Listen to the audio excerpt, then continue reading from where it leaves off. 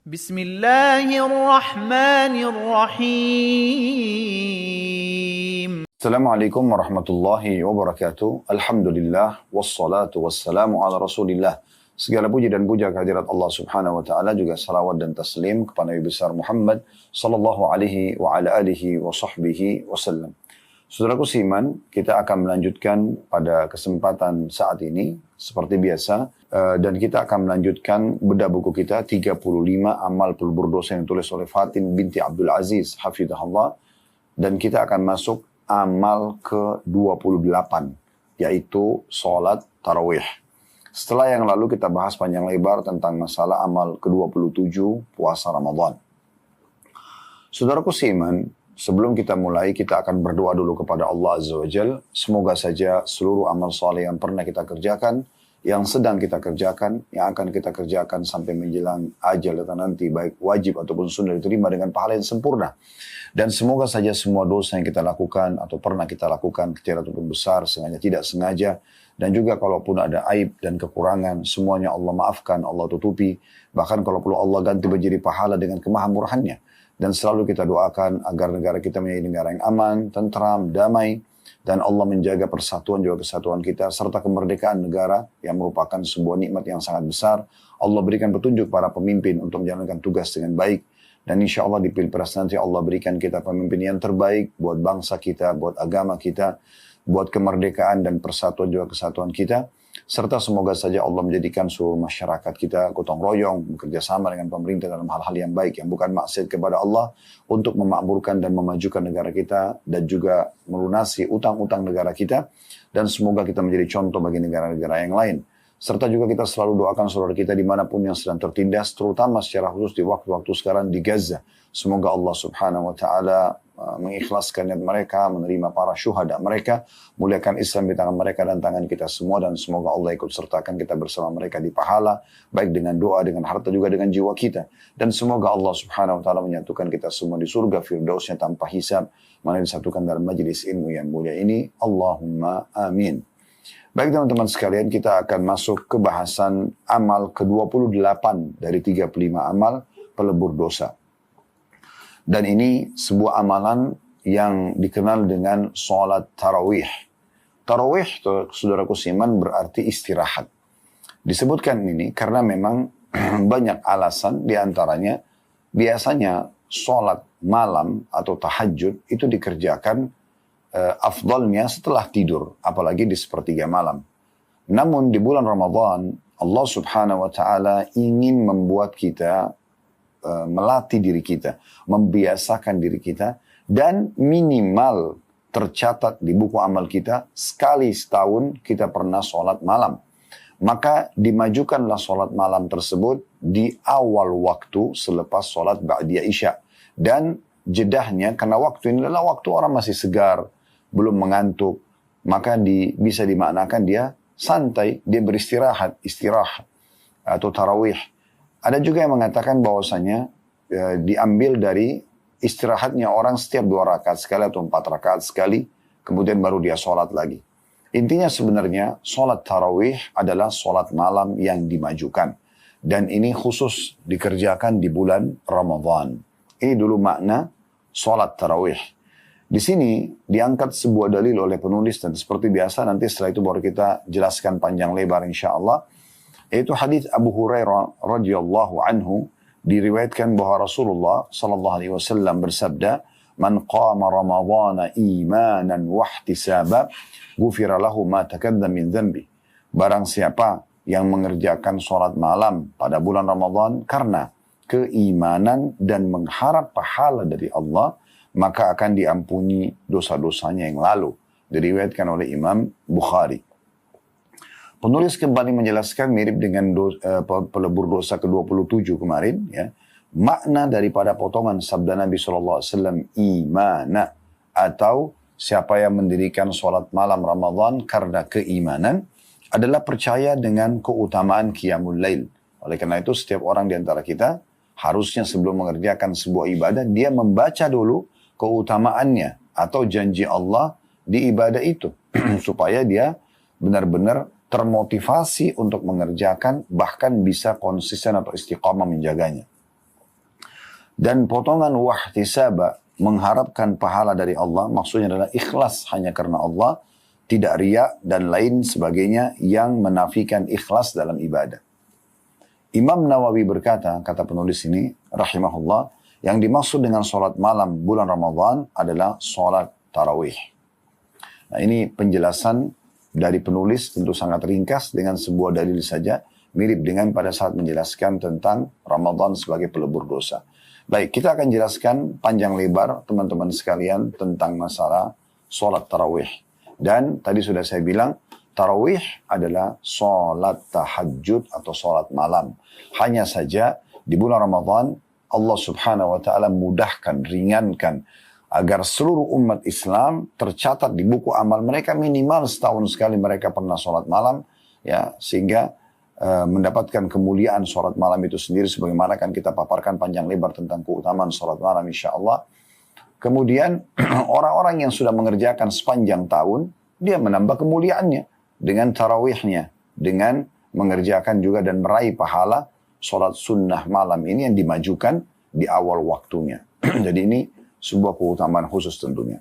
Baik, saya akan coba membacakan buku yang ditulis oleh Sa'id ibn Ali Waqf, ya, Al-Qahtani, ya, tentang sholat tahajud. Dan ini buku yang sangat menarik untuk dibedah karena panjang lebar penjelasan tentang sholat malam dipaparkan oleh beliau, ya. Dan judul bahasa Arabnya adalah Sholatul Mu'min, ya, atau sholatnya orang-orang beriman. Beliau sini maksudnya dimaksud adalah sholat tahajudnya atau sholat malamnya. Baik, tahajud sendiri, kata beliau, dalam definisi adalah diambil dari kata-kata hajadar rajul, yang berarti seseorang tidur di malam hari. Kemudian dia bangun. Adapun hajadar rajul artinya sholat di malam hari. Kalau hajada tanpa tasydid artinya orang tidur di malam hari. Kalau hajada tahajud, ya, itu berarti orang yang bangun sholat di malam hari. Adapun al-mutahajjid atau al-mutahajjid adalah orang yang berdiri di malam hari, bangun dari tidurnya kemudian sholat. Hukum sholat tahajud sendiri, sholat tarawih, sholat malam, apalah yang disilakan, ya, dalam syariat kita beberapa istilah yang digunakan, walaupun sholat tarawih dikhususkan itu, ya, hanya di Ramadan saja, karena dikerjakan di awal waktu tadi saya katakan. Ini semuanya, ya, adalah hukumnya sunnah muakkadah. Sunnah yang sangat ditekankan. Dan memiliki banyak sekali dalil, ya, dari Al-Quran dan juga hadis-hadis Nabi SAW yang berisikan motivasi dan penekanan agar kita selalu menjaga sholat malam ini. Di antaranya Allah subhanahu wa ta'ala menyebutkan dalam surah Al-Furqan ayat 64. وَالَّذِينَ يَبِيتُونَ لِرَبِّهِمْ سُجَّدًا وَقِيَامًا. Dan orang-orang yang melalui malam hari mereka dengan bersujud dan berdiri untuk Rabb mereka. Jadi ini disebutkan tentang sifat-sifat hamba-hamba Allah pilihan. Disebutkan dengan ciri ibadur rahman, hamba-hamba pilihan, zat yang maha pengasih.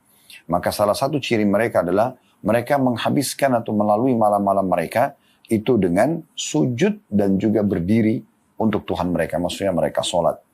Dan juga Allah menyebutkan dalam surah Az-Zariyat ayat 17 sampai ayat 18, kanu qalilan minal laili ma yahja'un wa bil asharihum yastaghfirun.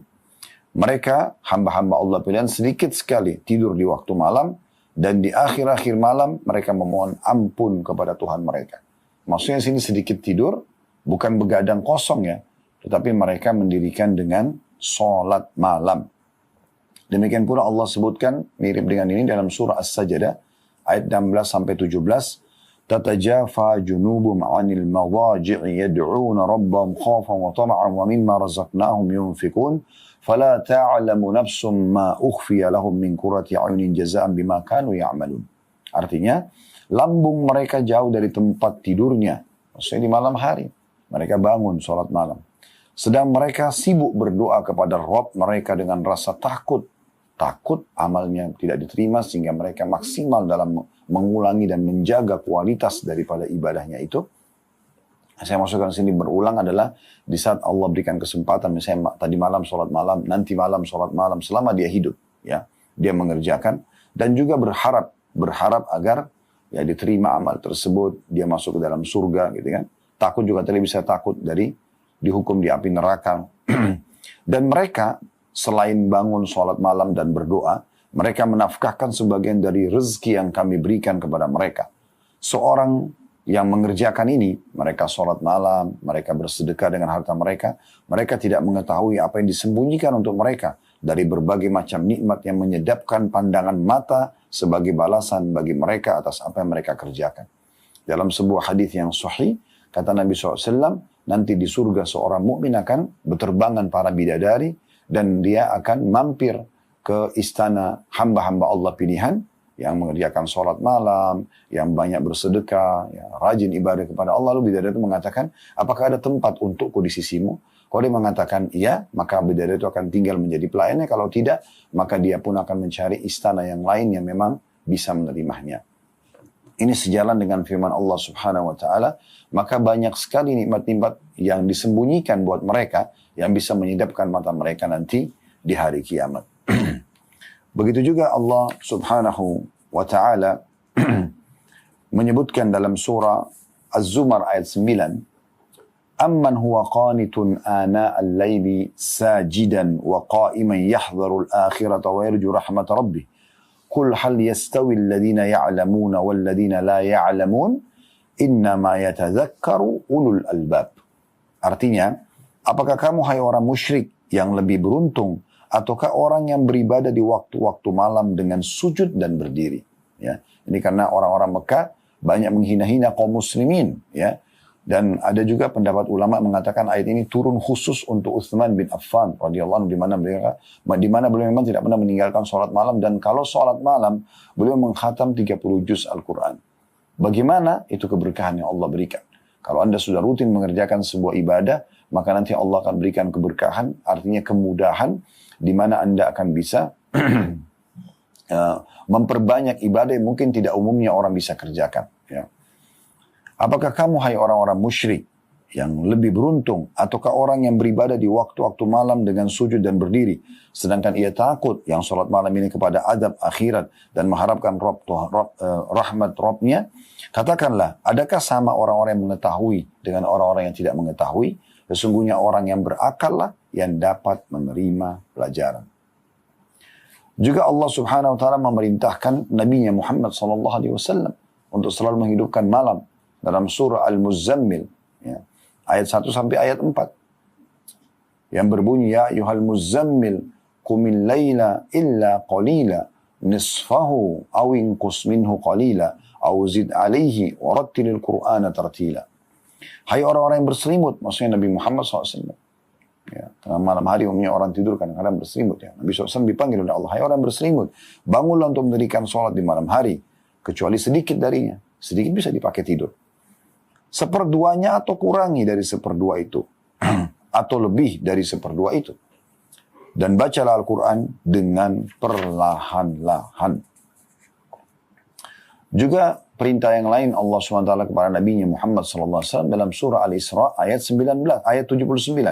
Surah Isra ayat 79. Di mana Allah SWT berfirman, وَمِنَ اللَّيْلِ فَتَحَجَّدْ بِهِ نَافِلَةً لَكَ عَسَى أَنْ يَبْعَثَكَ اللَّهُ مَقَامًا مَحْمُودًا. Dan pada sebagian malam hari, sholat tahajudlah kamu sebagai suatu ibadah tambahan bagimu. Mudah-mudahan Rabbmu mengangkat kamu ke tempat yang terpuji. Maksudnya dengan sholat tahajud, engkau akan diberikan kedudukan yang tinggi, hai Muhammad. Ya. Jadi memang ini luar biasa. Dan cukup banyak ayat-ayat yang lain, diantaranya surah Qaf ayat 40.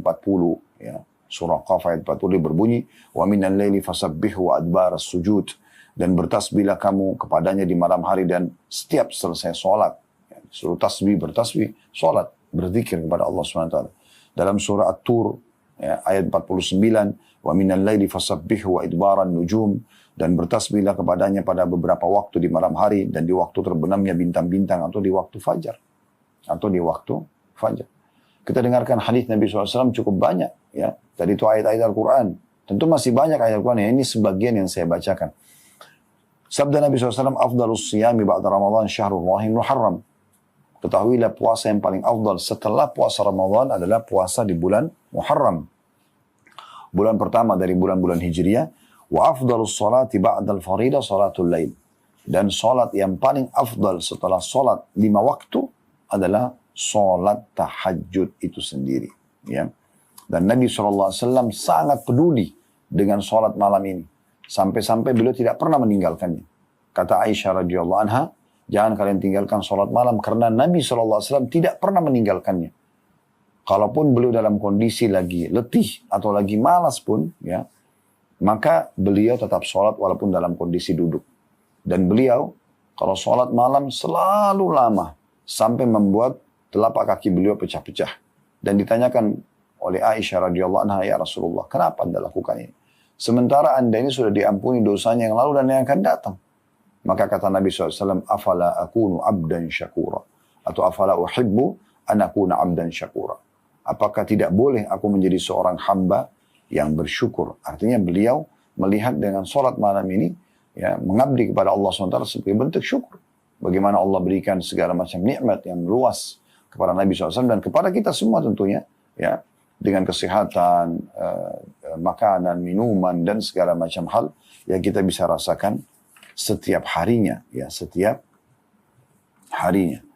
Juga Nabi SAW menyebutkan dalam, ya, sebuah hadis yang lain, ya, di mana beliau mengatakan, ya ayuhan nas, afshus salam, wa at'imut ta'am, wasilul arham, wa sallu bil laili wan nasu niyam, tadkhulul jannata bisalam. Hai sekalian manusia, tebarkan salam. Selalu ucapkan assalamualaikum warahmatullahi wabarakatuh. Semoga keselamatan tercurahkan untuk kalian dunia akhirat. Dan semoga rahmat Allah juga kalian dapatkan. Dan juga semoga saja keberkahan untuk kecukupan selalu bersama dengan kalian. Berilah makan orang. Berbagi makanan, traktir orang. Sambunglah hubungan kekerabatan atau silaturahim. Dan saksi bahasan kita potongan keempat, dan sholatlah di malam hari sewaktu orang sedang tidur, maka niscaya kalian akan masuk ke dalam surga, ya, dengan sambutan yang meriah. Nah, kita bisa lihat bagaimana luar biasanya, ya, keutamaan yang bisa didapatkan, ya, dari hadis-hadis dan ayat yang merupakan motivasi orang mengerjakan sholat malam itu. Begitu juga dengan sabda Nabi SAW. Ini rata-rata semua hadis yang sahih, ya. Tadi, mohon maaf saya belum sebutkan, hadis tadi yang saya bacakan diriwayatkan oleh Ibnu Majah. Dan ini disahihkan oleh Syekh Albani. Dan hadis sebelumnya tentang pecah-pecahnya kaki Nabi SAW dengan sholat malam itu diriwayatkan oleh Bukhari. Lalu begitu juga dengan hadis, ya, yang diriwayatkan oleh Imam Ahmad, Ibnu Hibban, At-Tirmidzi. Dan hadis ini tentu disahihkan juga oleh para ulama. Sabda Nabi SAW, inna fil jannati ghurafan yura zahiruha min batiniha. Sungguh di surga itu nanti ada istana-istana yang di bagian luarnya dapat dilihat dari dalamnya. Wa batinuha min zahiriha. Dan juga bagian dalamnya dapat dilihat dari luarnya. Jadi dari luar bisa dilihat dari dalam bisa dilihat dari luar, gitu, ya. A'addahallahu ta'ala liman at'amat ta'am. Allah memberikan kepada siapa yang suka memberi makan orang. Wa alanal kalam, dan lembut dalam bertutur kata. Wa taba'us siyam, dan selalu mengikuti puasa. Wa afsyas salam, dan menebarkan salam. Wa shalla bil laili wan nasu niyam, dan salat malam hari pada saat manusia sedang tidur. Pada saat manusia sedang tidur. Ini saksi bahasan kita. Jadi ternyata akan ada disiapkan istana khusus di surga. Jadi saking indahnya, sampai dari dalam istana bisa lihat keluar, transparan. Dari luar bisa lihat ke dalam. Ini menandakan keindahannya, ya. Jadi sulit kita gambarkan dengan bangunan dunia, tapi ini menandakan tentang keindahan. Karena semuanya bisa nampak, dan semuanya biasa kalau nampak begini transparan, berarti semuanya tertata rapi, semuanya bagus, ya, menarik untuk dilihat dari dalam dan dari luar. Dan itu disiapkan untuk orang yang suka memberi makan kepada orang, orang yang santun dalam tutur kata, orang yang suka berpuasa, dan orang menyebarkan salam, serta orang yang tidur, orang yang sholat pada saat orang-orang sedang tidur, ya. Dan ini satu hal yang luar biasa, ya. Kemudian juga kita tahu teman-teman sekalian, Nabi alaihi salatu wassalam menyebutkan di dalam sebuah hadis, ya.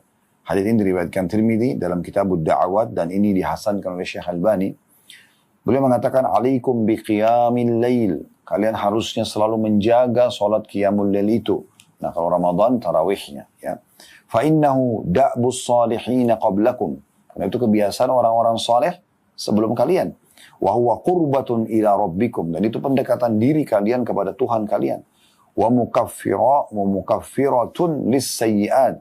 Dan dia akan membersihkan dosa-dosa. Wa manhatun lil atham. Dan bisa mencegah dari perbuatan-perbuatan dosa. Ini keutamaan yang luar biasa. Saya ulangi lagi, bagaimana dalam hadis yang dihasankan oleh para ulama ini, Nabi SAW motivasi kita semua.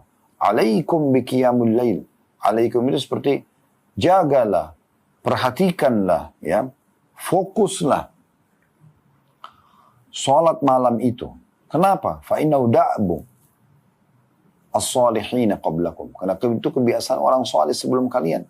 Wa huwa qurbatun ila rabbikum. Dan itu pendekatan diri khusus kalian kepada Tuhan kalian. Kalau ada yang bertanya, bukankah semua ibadah pendekatan diri kepada Allah Ustaz? Tentu saja. Tetapi, sholat malam ini berbeda. Nah, walaupun dia sunnah, tapi umumnya dikerjakan tidak dilihat oleh orang-orang. Lebih dekat kepada keikhlasan. Kemudian, wa mukaffiratun lis-sayyi'at. Membersihkan kesalahan-kesalahan. Kalau seandainya di alam manusia kita, ada orang yang melakukan pelanggaran, lalu dikatakan oleh pemilik, ya, hak yang telah dilanggar, kalau kamu standby di depan rumah saya, misalnya 1 jam, 2 jam, atau semalam suntuk, duduk saja, sebagai bentuk pengakuan kesalahanmu, saya akan maafkan kesalahan. Mungkin orang akan lakukan. Allah subhanahu wa ta'ala, ya, ini membukakan pintu yang luar biasa di sholat malam, pembersihan dosa melalui lisan nabinya, Muhammad sallallahu alaihi wasallam. Dan yang luar biasa lagi, penutupan hadis dikatakan, wa manhatun lil atham. Dan sholat malam akan mencegah orang dari perbuatan dosa. Jadi kalau Anda sholat tahajud besoknya itu, Anda jadi terjaga sekali, khawatir sekali kalau sampai terus dalam perbuatan dosa. Nah, berarti lawannya, ya, lawan pemahamannya, kalau orang malas sholat malam berarti sangat terbuka sekali pintu-pintu dosanya. Ya, seperti itulah. Dan juga pernah ada wasiat yang baik dari Jibril alaihissalam kepada baginda Nabi SAW dalam hadis yang disahihkan oleh Imam Al-Hakim dan beliau menukil dalam kitab Mustadraknya. Kata Jibril AS, ya Muhammad, ish ma syi'ta fa innaka mayyitun. Wahai Muhammad, hiduplah sesukamu. Toh juga nanti kau akan mati.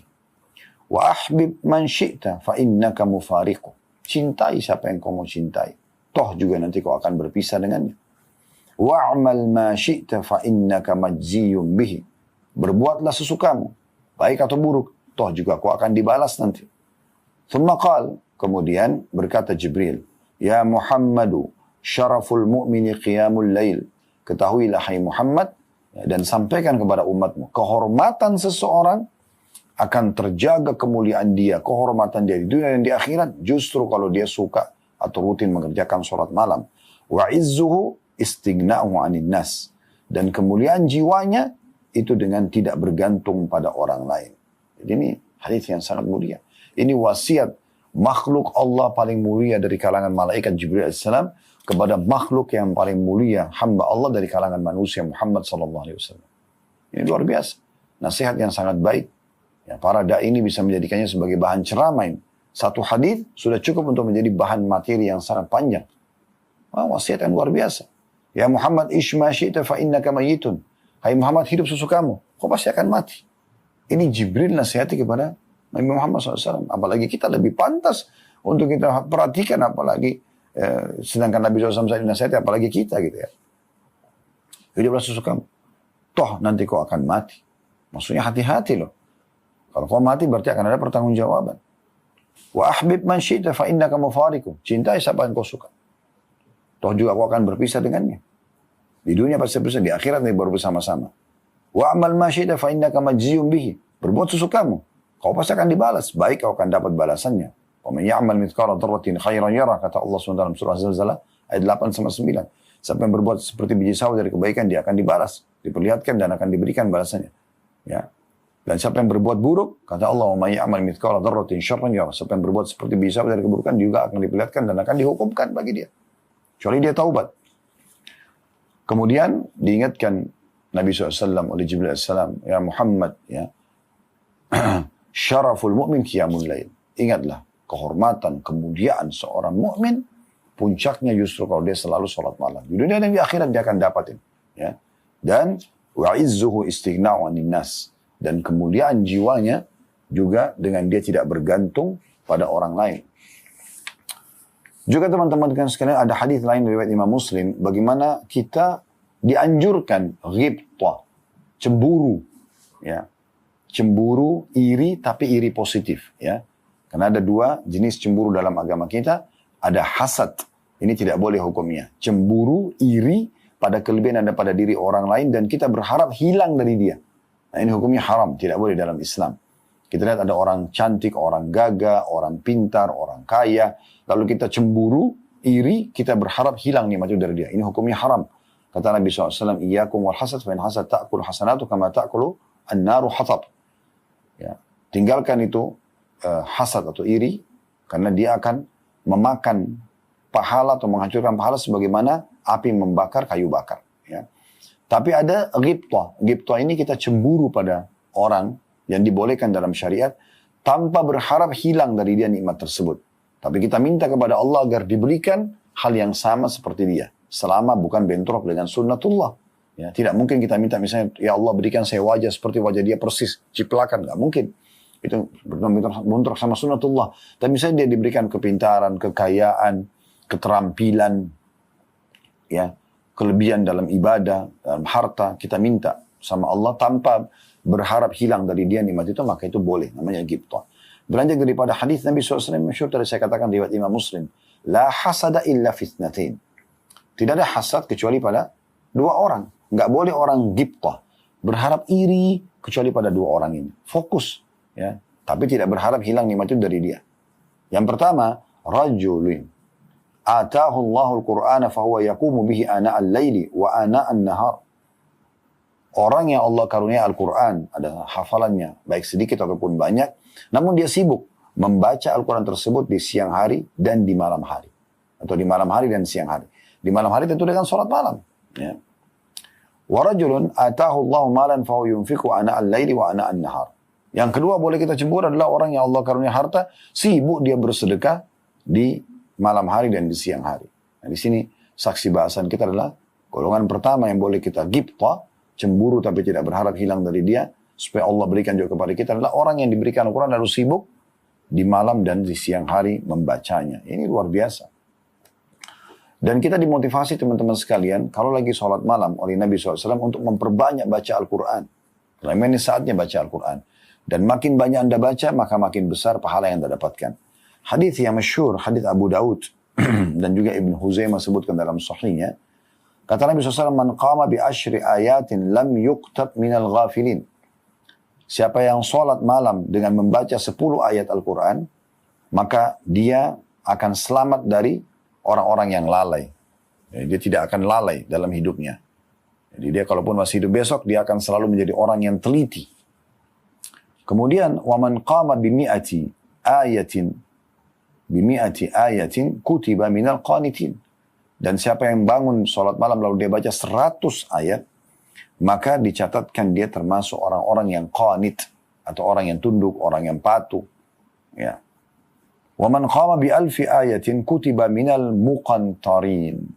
Dan siapa yang membaca 1000 ayat dalam satu malam, sholat malam itu, ya, berarti dia akan dicatat sebagai orang yang meraih melimpah pahala, ya, atau dia akan mendapatkan banyak sekali pahala. Dan kita tahu memang membaca Al-Quran ini adalah pahalanya besar sekali. Setiap hurufnya 10 pahala. Belum lagi ada hadis Nabi SAW diriwayatkan oleh Imam Muslim.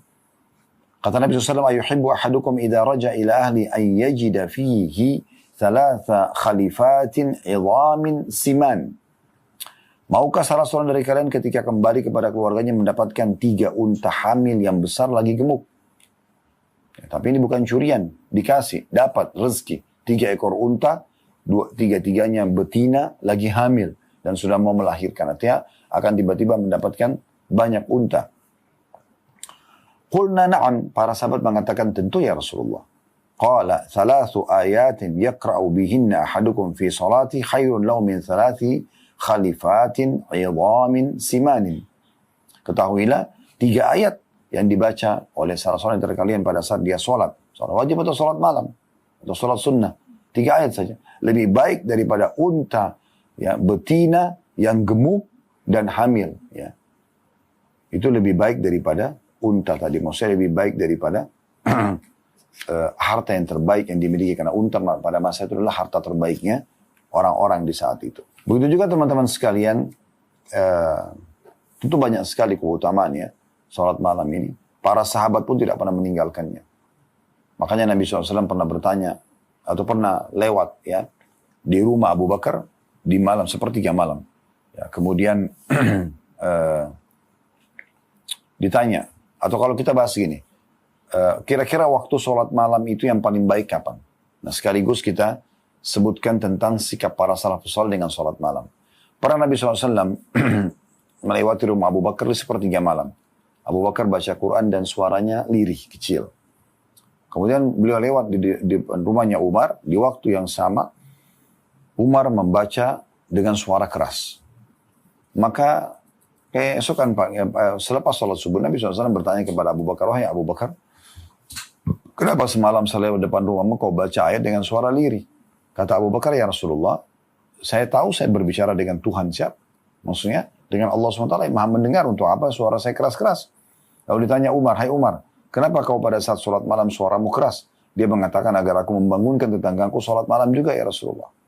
Ya, dalam riwayat lain kata Nabi SAW, ditunjuk Abu Bakar orang ini mengambil agamanya dengan ya, kehati-hatian, dan ditunjuk Umar orang ini mengambil agamanya dengan ketegasan.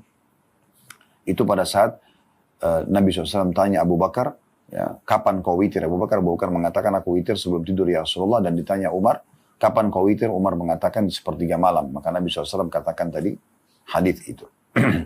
Dan memang waktu yang terbaik adalah waktu sepertiga malam tentunya. Ya, waktu sepertiga malam. Hadis yang sangat masyhur tentang masalah ini, hadis yang diriwayatkan oleh Bukhari Muslim, yanzilu Rabbuna tabaraka wa ta'ala kulla laylatin ila as-sama'i dunya hina yabqa thuluthul laylil akhir. Sesungguhnya Rabb kita tabaraka wa ta'ala yang maha berkah dan maha tinggi turun setiap malam ke langit dunia ketika tersisa sepertiga malam akhir, dan Allah berfirman, fayaqul man yad'uni fa astajibalah, siapakah yang saat ini berdoa kepadaku maka aku kabulkan. Sang Raja Allah berfirman begitu. Man yas'aluni fa'u'tiyah, dan siapa yang memintaku di waktu ini lalu aku akan berikan. Wa man yastaghfiruni fa'aghfirlah, dan siapa yang memohon ampun kepadaku maka aku ampuni. Fala yazalu kadzalika hatta yudhi'al fajr, dan terus saja seperti itu keadaannya kata Nabi SAW sampai terbit fajar. Sampai terbit fajar. Ini waktu yang paling afdal. Namun di Ramadan kita diberikan kesempatan oleh Allah Subhanahu wa taala untuk memajukan, bukan di sepertiga malam tapi di awal malamnya. Nah, tinggal teman-teman sekalian, berapakah jumlah sholat malam? Kalau dalam hadis Bukhari disebutkan, Nabi SAW memang dari hadis Aisyah radhiyallahu anha, sholat malam di Ramadan adalah 11 rakaat, 8 rakaat tahajud dan juga 3 rakaat witir. Namun ada riwayat yang lain juga dari Aisyah, beliau mengerjakan 13 rakaat. Rincian sebagian ulama, 13 rakaat adalah 2 rakaat sholat ringan, karena kata Nabi SAW, atau kebiasaan Nabi SAW kalau ingin sholat malam, beliau memulainya dengan 2 rakaat ringan, baru kemudian beliau sholat 11 rakaat. Ini keterangan tentang 13 rakaat itu. Nah, namun ini pendapat ulama yang mengatakan 11 rakaat saja. Ada pendapat ulama yang mengatakan tidak ada batasnya. Dan ini lebih condong pendapat jumhur ulama, ya. Karena beranjak daripada sabda Nabi SAW, salatul laili mathna mathna, salat malam itu 2 rakaat. Fa idza khasya ahadukumus subha shalla rak'atan wahidatan tutiru lahu ma qad shalla.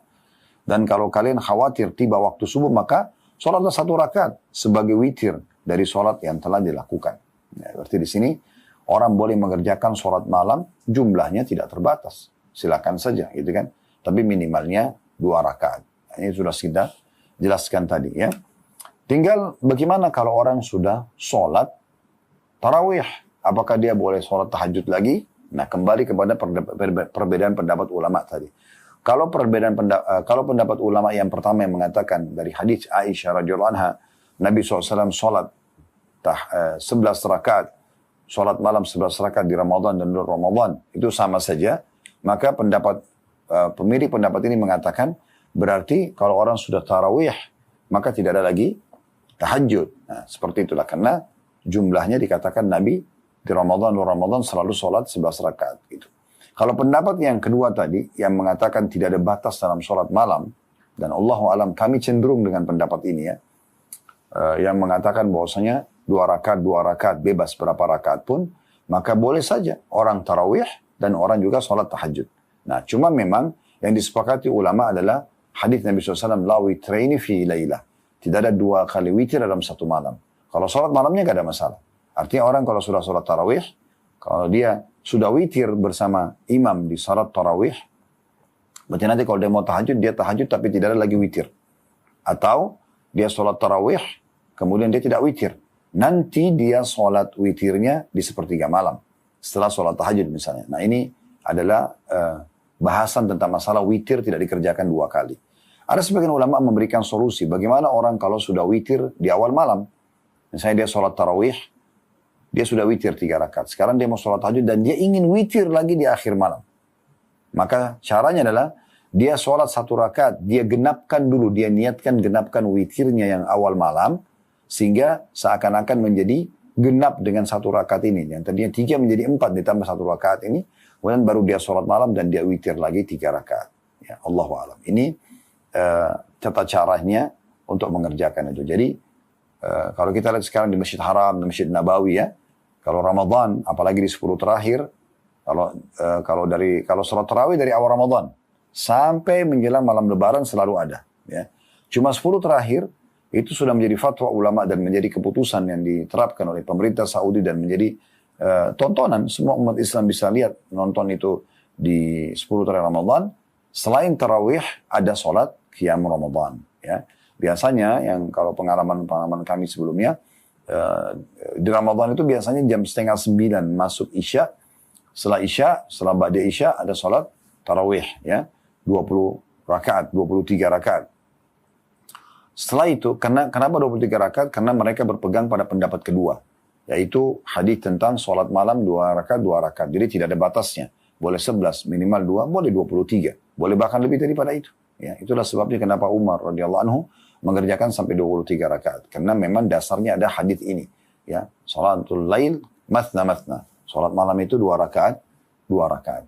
Nah, nanti setengah 2 malam, ya, atau tepatnya jam 1 malam lah, tepatnya, itu biasanya akan ada qiyamul lail lagi. Yang mau ikut silahkan.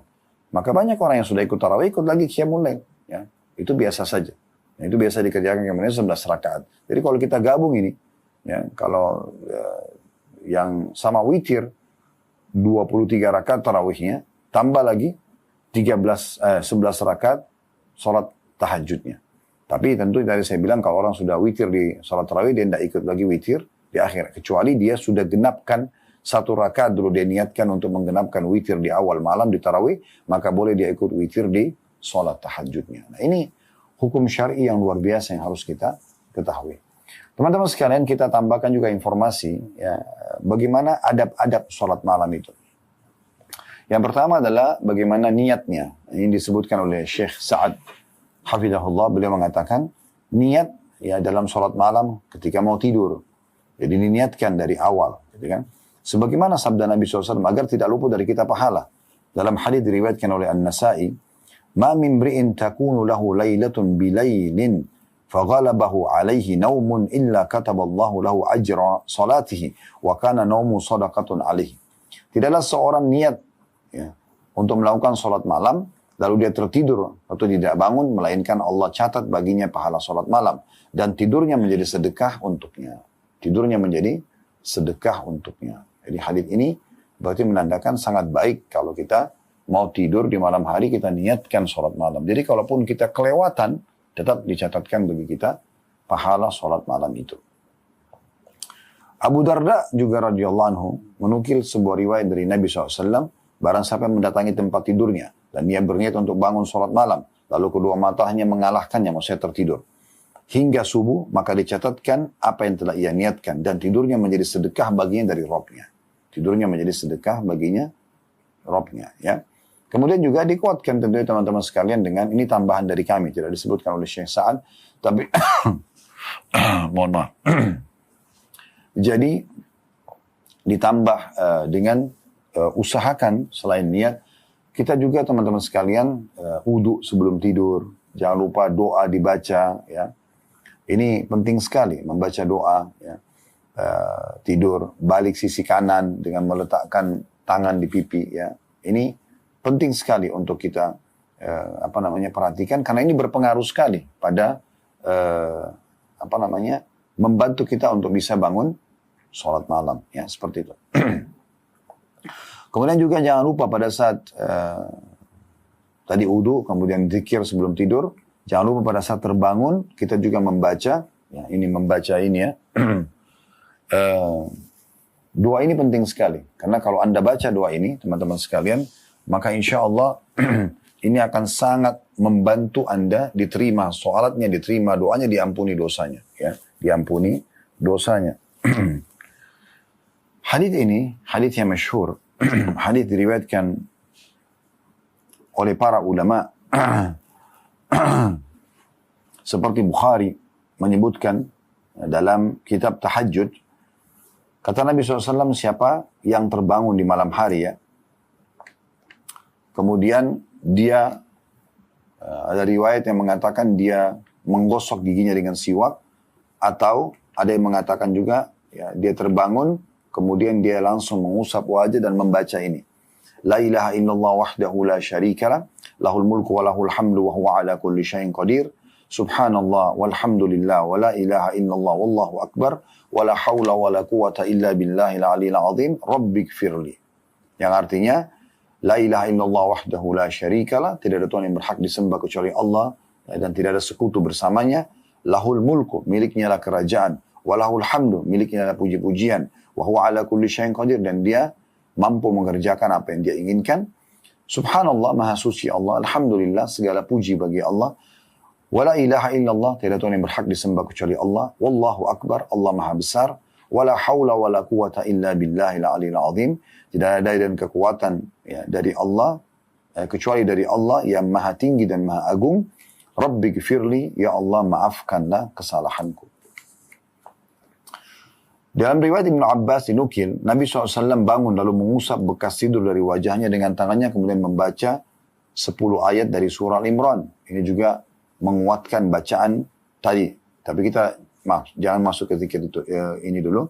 Tapi kita masuk ke hadis tadi, ya. Kalau terkaget tengah malam teman-teman, kata Nabi SAW, siapa yang bangun, kemudian dia membaca la ilaha illallah wahdahu la syarikalah, lahul mulku wa lahul hamdu wa huwa ala kulli syai'in qadir, subhanallah walhamdulillah wa la ilaha illallah wallahu akbar, wa la hawla wa la quwata illa billahil aliyil azim, rabbighfirli, kata Nabi SAW, akan diampuni dosa-dosanya. Kalau dia sholat akan diterima sholatnya, dan kalau dia berdoa akan diijabah doanya. Juga Nabi SAW itu kalau bangun, ya, beliau mengusap bekas tidur dari wajah beliau, kemudian beliau, ya, membaca 10 ayat terakhir dari surah Al-Imran, ya. Juga Nabi SAW bersiwak pada saat bangun. Kalau kita sekarang menggosok gigi, ya. Dan kata Nabi SAW, aku diperintahkan untuk menggosok gigi itu, atau bersiwak sampai aku mengira aku akan ompong, gitu, ya. Saking seringnya disuruh untuk membersihkan gigi beliau SAW. Jadi adab kita sholat malam adalah niat dulu, kemudian bagaimana kita tadi, ya, kita berudu, kemudian berzikir, ya, lalu balik sisi kanan. Setelah itu pada saat terbangun kita membaca zikir-zikir tadi sudah kita bacakan, la ilaha illallah wahdahu la syarikalah, lahul mulku wa lahul hamdu wa huwa ala kulli syai'in qadir, subhanallah walhamdulillah wa la ilaha illallah wallahu akbar, wa la hawla wa la quwata illa billahil aliyil azim, rabbighfirli, atau Allahumma ighfirli, tepatnya rabbighfirli, ya. Kemudian membaca 10 akhir ayat dari surah Al-Imran serta juga bersiwak. Dan selanjutnya, ya, usahakan di 2 rakaat pertama membaca lebih ringan dari yang sebelumnya, atau dari rakaat-rakaat sesudahnya nanti. Jadi 2 rakaat pertama ringan untuk membiasakan dulu tubuh kita untuk sholat malam. Dan selanjutnya, yang paling afdal dikerjakan adalah di rumah. Sholat malam itu rumah, ya. Karena kata Nabi SAW, فَعَلَيْكُمْ بِالصَّلَاةِ فِي بُيُوتِكُمْ فَإِنَّ خَيْرَ صَلَاةِ الْمَرْءِ فِي بَيْتِ إِلَّا الْمَكْتُوبَةِ. Kalian harus selalu mengerjakan sholat di rumah kalian, karena ketahuilah sholat seseorang lebih afdal, paling afdal dikerjakan di rumahnya kecuali sholat 5 waktu. 5 waktu, ya. Jadi ini harusnya kita fahami baik-baik. Kalau ada orang sudah terlanjur rutin, teman-teman sekalian, untuk dia bangun sholat malam, ya, ataupun mungkin baru dia bangun sholat malam, dan dia sudah berumah tangga, ada baiknya kalau dia mengajak keluarganya untuk bangun bersama-sama. Kata Nabi SAW dalam hadis sahih, ya, kepada Aisyah, "Qumi fa'autiri ya Aisyah." Bangun dan witirlah wahai Aisyah. Beliau bangunkan istrinya SAW dalam hadis Bukhari Muslim. Dalam hadis yang lain, kata Nabi SAW, semoga Allah merahmati seorang laki-laki yang terbangun di malam hari, kemudian dia membangunkan keluarganya. Membangunkan keluarganya. Ya, kalau istrinya maksudnya. Kalau istrinya menolak, maka dia percikan air di wajahnya. Dan semoga Allah merahmati seorang perempuan atau istri yang bangun di malam hari, dia bangun sholat malam, kemudian dia bangunkan suaminya, kalau suaminya nolak, lalu dia percikan air di wajahnya. Kalau keduanya bangun dan sholat bersama-sama, maka mereka akan dicatat sebagai orang yang banyak berzikir kepada Allah subhanahu wa ta'ala. Ya. Ini termasuk hal yang penting sekali untuk, ya, kita perhatikan. Ya. Jadi akan dicatat sebagai orang yang banyak berzikir kepada Allah subhanahu wa ta'ala. Dan tentu dalam sholat malam ini cukup banyak bahasan, ya, panjang lebar berhubungan dengan masalah ini. Namun saya akan tutup dengan di akhir buku beliau ini tentang sholat malam, ada hal yang menarik yang untuk kita bahas. Ada sunnah Nabi SAW sebelum sholat malam. Itu disebutkan oleh Abu Daud dan disahihkan oleh Syekh Albani. Ya. Yaitu Nabi SAW bila bangun malam hari sebelum sholat malam, jadi sudah wudhu, sudah segala macam. Kalau kita mungkin sudah disejadah sehingga siap untuk sholat, maka Nabi SAW membaca Allahu Akbar 10 kali. Misalkan kalau zikir habis sholat kan Subhanallah dulu, baru Alhamdulillah, baru Allah Akbar, ya. Kalau ini tidak, Allah Akbar dulu. Dan jumlahnya hanya 10, bukan 33. Kemudian membaca Alhamdulillah 10 kali. Terus membaca Subhanallahi wa bihamdi 10 kali. Ya, jadi Allah Akbar dulu, terus Alhamdulillah masing-masing 10 kali. Lalu Subhanallah wa bihamdi 10 kali. Kemudian menambah Subhanal Malikil Quddus 10 kali. Ya. Maha suci, Raja yang maha tinggi dalam kesuciannya. Itu Subhanal Malikil Quddus. Kalau tadi Allah Akbar saya tidak terjemahkan karena kita sudah tahu Allah maha besar, dibaca 10 kali. Kemudian Alhamdulillah kita sudah tahu maha suci Allah, dibaca 10 kali. Subhanallah wa bihamdi, maha suci Allah dan segala puji-pujian untuknya, dibaca 10 kali. Subhanal Malikil Quddus. Nah ini yang kita terjemahkan tadi. Maha suci Raja yang maha tinggi. Maksudnya Allah dan dalam kesuciannya. Lalu membaca 10 kali juga Astagfirullah. Itu saja. Tidak ditambah dengan lafaz lain. Nabi SAW membaca Astagfirullah, Astagfirullah, Astagfirullah. Ya, jadi urutannya Allah Akbar 10 kali. Alhamdulillah 10 kali. Pertama Allah Akbar 10 kali. Alhamdulillah 10 kali. Subhanallah wa bihamdi 10 kali. Subhana Malikil Quddus 10 kali. Astagfirullah 10 kali, ini sudah yang kelima. Yang keenam baca la ilaha illallah 10 kali. Yang ketujuh yang terakhir membaca Allahumma inni a'udzubika min diqid dunya wa diqi yaumil qiyamah. Ya Allah, aku berlindung kepadamu dari sempitnya dunia dan sempitnya hari kiamat nanti. Ini juga dibaca 10 kali. Ini termasuk yang disunnahkan oleh Nabi SAW. Saya ulangi lagi, membaca Allah Akbar 10 kali, lalu membaca Alhamdulillah 10 kali, lalu membaca Subhanallah wa bihamdi 10 kali, lalu membaca Subhanal Malikul Quddus 10 kali, lalu membaca istighfar, astagfirullah 10 kali, lalu membaca la ilaha illallah 10 kali, lalu membaca Allahumma inni a'udzubika min diqid dunya, ya, wa diqi yaumil qiyamah. Ya Allah, aku berlindung kepadamu dari sempitnya dunia dan sempitnya hari kiamat nanti. Ini juga dibaca 10 kali. Jadi kurang lebih ada 7 macam. 1, 2, 3, 4, 5, 6, 7 doa yang dibaca, ya, sebelum sholat malam ini, ya. Saya ulangi lagi, Allah Akbar 10 kali, Alhamdulillah 10 kali, Subhanallah wa bihamdi 10 kali, ya.